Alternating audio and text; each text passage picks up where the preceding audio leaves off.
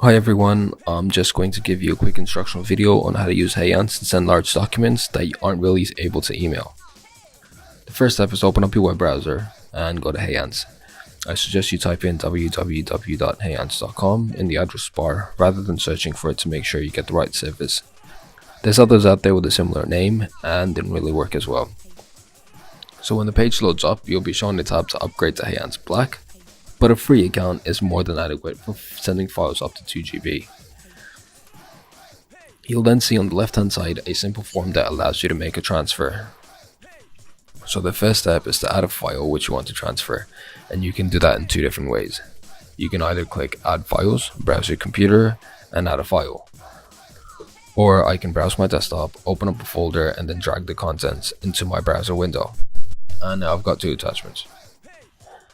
I then need to put in the recipient's email in the send to box. For this instance, I'm going to send it to myself. You can send each transfer to a maximum of 25 people in one go. I also need to add in a sent from email, so I'll just use my other email for this.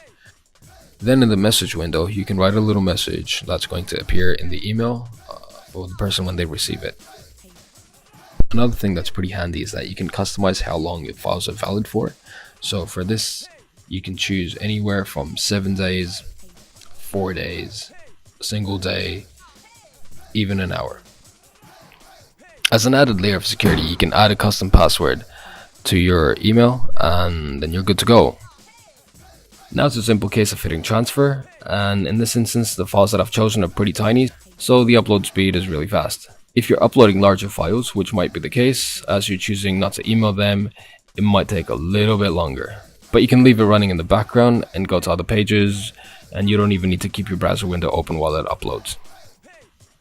So once the transfer is complete, you get an email to confirm that the transfer has been delivered, and then another email once the recipient downloads your files.